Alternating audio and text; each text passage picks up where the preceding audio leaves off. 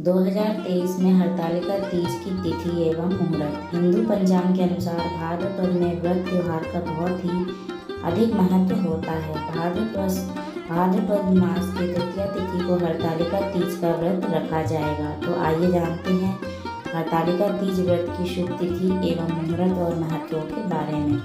हिंदू पंचांग के अनुसार भाद्रपद माह के शुक्ल पक्ष की तृतीया को हरतालिका तीज मनाई जाती है।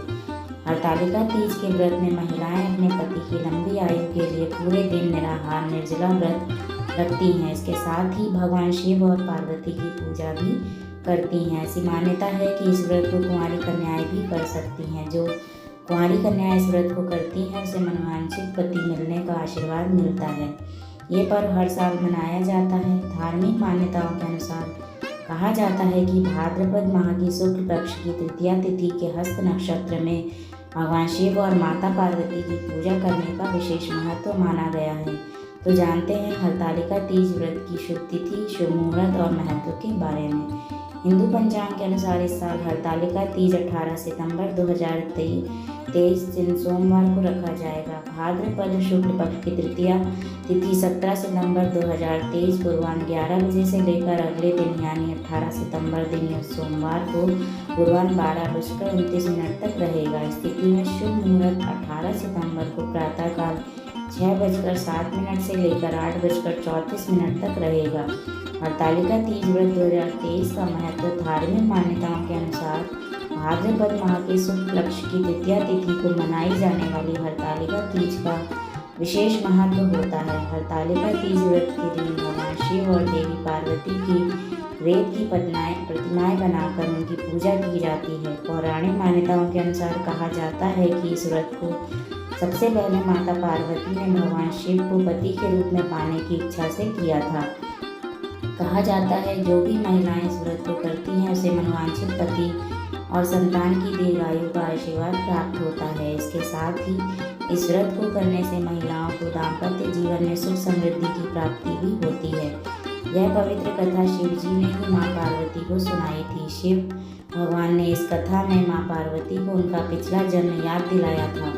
हे गौरा, पिछले जन्म में तुमने मुझे पाने के लिए बहुत छोटी उम्र में कठोर तप और घोर तपस्या की थी। तुमने ना तो कुछ खाया और ना ही पिया, बस हवा और सूखे पत्ते चबाए। जला देने वाली गर्मी हो या कपा देने वाली ठंड, तुम नहीं हटी, डटी रही। बारिश में भी तुमने जल नहीं पिया। तुम्हें इस हालत में देखकर तुम्हारे पिता दुखी थे। उनको दुखी देखकर नारद मुनि आए और कहा कि मैं भगवान विष्णु के भेजने पर यहाँ आया हूँ।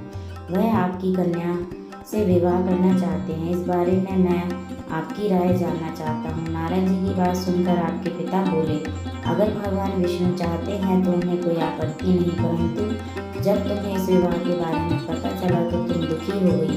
तुम्हारी एक सहेली ने तुम्हारे दुख का कारण पूछा तो तुमने कहा कि मैंने सच्चे मन से भगवान शिव का वर्ण किया है, किंतु मेरे पिता ने मेरा विवाह विष्णु जी के साथ तय कर दिया है। मैं विचित्र धर्म संकट में हूँ। अब मेरे पास प्राण त्याग देने के अलावा कोई और उपाय नहीं बचा। तुम्हारी सखी बहुत ही समझदार थी। उसने कहा, प्राण छोड़ने का यहाँ कारण ही क्या है? संकट के समय धैर्य से काम लेना चाहिए। भारतीय नारी के जीवन की सार्थकता इसी में है कि जिसे मन से पति के रूप में एक बार वरण कर लिया, जीवन पर्यंत उसी से निर्वाह करे। मैं तुम्हें गंभीर वन में ले जाती हूँ, जो साधना स्थल भी है और जहाँ तुम्हारे पिता तुम्हें खोज भी नहीं पाएंगे। मुझे पूर्ण विश्वास है कि ईश्वर अवश्य ही तुम्हारी सहायता करेंगे। तुमने ऐसा ही किया। तुम्हारे पिता तुम्हें घर में ना पाकर बड़े चिंतित और दुखी हुए। इधर तुम्हारी खोज होती रही, उधर तुम अपनी सहेली के साथ नदी के तट पर एक गुफा में मेरी आराधना में लीन रहने लगी। तुमने रेत के शिवलिंग का निर्माण किया।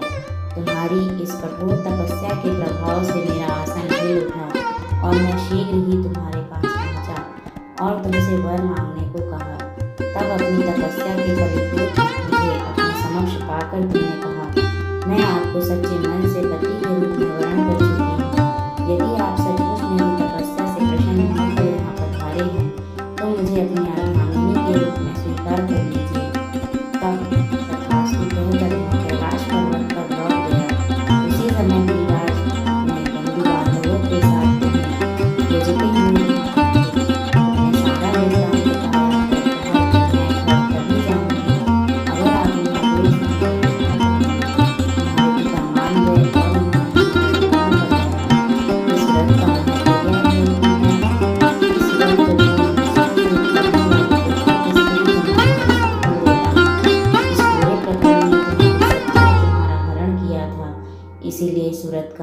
हरतालिका व्रत हो गया। अगर आपको यह कथा पसंद आई हो तो लाइक करें, दोस्तों में शेयर करें और ऐसी ही कथाओं को सुनने के लिए चैनल को सब्सक्राइब करें। धन्यवाद।